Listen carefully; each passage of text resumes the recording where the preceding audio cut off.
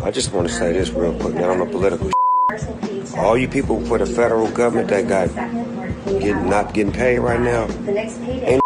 When the woman who protected Snoop Dogg for 27 years suddenly walks away, you have to ask, what does she know that the world doesn't? The night inside the Broadus mansion feels unnaturally still, like the air itself has stopped moving, waiting, listening. Shantae stands alone in the dim kitchen, the soft hum of the refrigerator the only sound in a house that once overflowed with noise, music, and life. Her hands rest on the cold marble countertop, steadying her, grounding her, because her heart feels anything but steady. She's holding a letter she wrote hours ago, a letter she has rewritten and torn apart more times than she can count, each version more painful than the last. Her fingers tremble, not from fear, but from the weight of a decision she never imagined she'd have to make after 27 years. Through the half-closed door, she hears Snoop's voice drifting from the studio room at the back of the house, not his playful laugh, not the calm, mellow drawl the world knows, but a low, anxious murmur as he talks to lawyers and publicists. His words are sharp, defensive, clipped, the tone of a man trying to outrun something dark, something old, something that refuses to stay buried. That voice slices through her like a knife, and she closes her eyes, swallowing hard, feeling a sting of tears she forces back because she refuses to break, not yet. The same home that was once her safe place now feels like a battlefield of secrets and shadows. Every light seems dimmer, every corner heavier. It's the first time in her life she realizes she's not afraid of losing him, she's afraid of losing herself. She looks around the kitchen, the spot where she used to make late-night meals for him after concerts, the table where they helped their kids with homework, the counter where she once laughed as he wrapped his arms around her from behind. Those moments flash through her mind like ghosts of a life that doesn't exist anymore. As her breath shakes, she presses the folded letter to her chest, feeling her heartbeat thudding painfully beneath it. She whispers to herself, barely audible, "How did we end up here?" And in that quiet, suffocating moment, standing between the man she loved and the storm that now surrounds him, Shantae finally understands, this silence is not peace, it's the beginning of the end. As Shantae walks slowly down the long hallway, the lights overhead flicker softly, casting warm circles across the wall filled with framed memories, snapshots of a lifetime that once felt unbreakable. Each photograph pulls her toward it like gravity, the two of them as teenagers posing awkwardly at their high school dance, their first tiny apartment where the carpet smelled like old dust but they were too in love to care, the wedding day where she clutched his hand so tightly her fingers went numb, the vow renewal in 2008 where she thought they had survived every storm that could possibly come. Her fingertips brush over the glass frames, and with each touch she feels a sting in her chest, not because the memories are gone, but because they still live inside her so vividly. And somehow that makes the pain worse. Behind every smiling picture, she remembers the cracks, the rumors that followed their marriage like shadows, the cheating whispers that stabbed at her heart even when she pretended they didn't, the nights he came home late smelling like perfume that wasn't hers, the mornings she woke up alone in a house full of cameras and expectations. She remembers defending him when the world turned against him, standing beside him during lawsuits, scandals, apologies, and reconciliations. She remembers whispering to herself, this is just the price of loving someone like him. But deep down she knows that wasn't true, the real price was her peace. Her health. Her joy. Her sense of being seen. And now, with the echoes of Suge Knight's new accusations and the sudden fear of an investigation circling their family again, those old wounds feel fresh, raw, bleeding. She stops in front of the photo where Snoop is holding her waist, smiling like he'd never let anything come between them. She stares at it for a long moment, her throat tightening until breathing becomes difficult. "Did you ever realize what I carried for you?" she whispers, her voice trembling. In the dim hallway, her reflection stares back at her from the glass, older, wiser, softer in some ways and harder in others, like a woman who's waking up from a very long dream. She wipes a tear before it falls, straightens her back, and forces herself to keep walking, because if she stands here any longer, she knows she will fall apart. And tonight, falling apart is a luxury she can't afford. Not when her whole life, everything she has built for him, with him, is on the edge of something she's no longer willing to hold together alone. Later that night, Shantae sits on the living room sofa, legs pulled close, arms wrapped around herself, not because she's cold, but because she needs to feel something holding her together. The TV is on, playing some late-night show she isn't watching. The colors flicker across her face like reflections of a world she no longer feels connected to. In her hand is her phone, screen glowing with a paused clip she has been avoiding all day. She finally presses play. Suge Knight's voice, heavy and unfiltered, fills the room. Snoop got some explaining to do about what really happened that night. The words hit her like a physical blow. Her chest tightens, her stomach drops, and for a moment she stops breathing. She turns the volume down, but the sentence keeps echoing, over and over, like it's bouncing off the walls of the house. She's heard rumors before, whispers, old theories that died down, but this time feels different.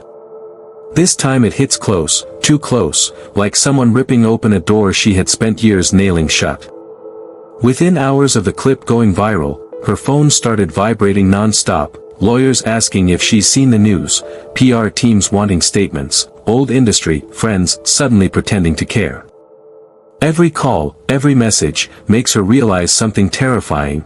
People aren't just questioning Snoop, they're watching her. Because she wasn't just his wife, she was his manager, the architect behind his deals, the woman who knew where every dollar went, who every signature came from, and how every contract was structured. She was the backbone of an empire, and now, she might be the one standing the closest to the fire. She feels her throat tighten as she scrolls through comments online, people connecting dots, resurfacing old cases, questioning motives, dragging up the past like it never left. A cold wave washes over her as she sees one post calling her the woman who knows more than she lets on. Another asks, is she next? Her hands begin to shake. For years she believed loyalty meant staying. Now she realizes loyalty might mean surviving. She locks her phone and sets it face down, but the silence that follows feels even louder. The house, so big, so beautiful, suddenly feels like a trap. Every shadow looks like a consequence waiting. Every creak sounds like a warning. She rests her head in her hands and whispers, barely audible, I can't go down with this. Not again. A tear slides down her cheek, not from heartbreak, but from fear she never allowed herself to feel until now. Because Suge Knight didn't just start a rumor, he lit a fuse. And deep inside, Shantae knows this explosion, whatever comes next, will not leave her untouched. She closes her eyes, and for the first time in decades, she feels something she hasn't felt in her own home, unsafe. Hours pass before Snoop finally steps into the living room, the door clicking shut behind him like the soft sound of something ending. His shoulders slump in a way she hasn't seen in years, like the world he built is suddenly too heavy to carry. He stops when he sees her sitting on the edge of the sofa, eyes red, phone face down like a piece of evidence she can't bear to look at again. There's a long silence between them, the kind that feels colder than shouting, heavier than anger. He walks toward her slowly, almost cautiously, as though approaching someone who has already made a decision he's afraid to hear. Shantae, he says quietly, his voice rough and uncertain, you're letting the internet get to you again. People talk. You know how it is. She doesn't look at him. She keeps her eyes on her trembling hands, because looking at him means breaking, and she can't break tonight. But he continues anyway, trying to sound calm, trying to sound like the man she once trusted. It's all noise. You know me. You know I'd never. She cuts him off, not loudly, but with a quiet firmness that freezes him in place. Stop. The single word slices through the air. She finally lifts her gaze, and the pain in her eyes makes him flinch. For 27 years, I've lived through your rumors, your accusations, your mistakes, but this isn't noise, Calvin. Her voice cracks, but she keeps going. This is dangerous. This is the kind of thing that doesn't go away. The kind of thing that destroys everything it touches. He sighs, sits down next to her, reaching for her hand, but she pulls it back gently, an act so small yet so devastating he looks like someone punched the air out of him. "You think I'd ever put you in danger?" he whispers. "You already have," she replies, her voice barely holding together. "Every time something from your past crawls back up, I'm the one who handles the fallout. I'm the one who takes the calls, deals with the lawyers, cleans up the mess. I've protected you more than you've ever protected me." He looks away, jaw tightening, trying to hide the shame rising in his chest. "I never asked you to carry all that for me," he mutters. She lets out a shaky breath, a sad almost laugh. "You didn't have to ask. You just let me." The truth hangs between them, raw and undeniable. She looks toward the hallway, the photos, the memories, and then back at him, the man she loved, the man she's exhausted by, the man she's scared for. "I'm tired, Calvin," she whispers. "I'm tired of being the shield. Tired of being the one who pays the price for the things you refuse to face." His eyes glisten, and for a moment he looks younger, vulnerable, like the boy she fell in love with before the fame swallowed him whole. "Please," he murmurs, voice breaking, "don't do this. Not now." She shakes her head slowly. Now is exactly why. A tear finally spills down her cheek, and she doesn't wipe it away. He reaches for her again, but this time she stands, stepping out of his reach with a softness that hurts more than any harsh words ever could. "I can't save you from this," she whispers. "And I won't let it destroy me." She turns away, leaving him sitting in the silence he created, the silence he never expected would push her to the edge. And for the first time in their entire marriage, Snoop Dogg has no words, only dread. The video opens on a quiet Los Angeles morning, the kind of morning where the streets feel half asleep, where the sunlight has a softness that almost lies to you, making you think everything is peaceful. But inside a private security compound in Inglewood, something is breaking. A woman in a black uniform, her badge still pinned to her chest, stands completely still in the center of a silent hallway. Her name is Raina Lewis, the woman who protected Snoop Dogg for 27 long years. The woman who stopped threats, stopped stalkers, stopped bullets, stopped chaos from reaching him. She was the shield. The wall. The one everyone trusted.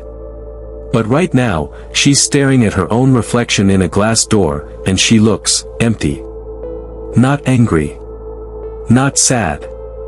Empty, like someone who has finally reached the last crack in a soul that's been breaking for a long, long time. She takes a deep breath, a shaky one, like she's trying to calm a storm in her chest. Behind her, voices echo. Security staff whisper. Someone asks, "Is she really leaving?" Someone else says, "No way, not after all these years." But Raina doesn't turn around.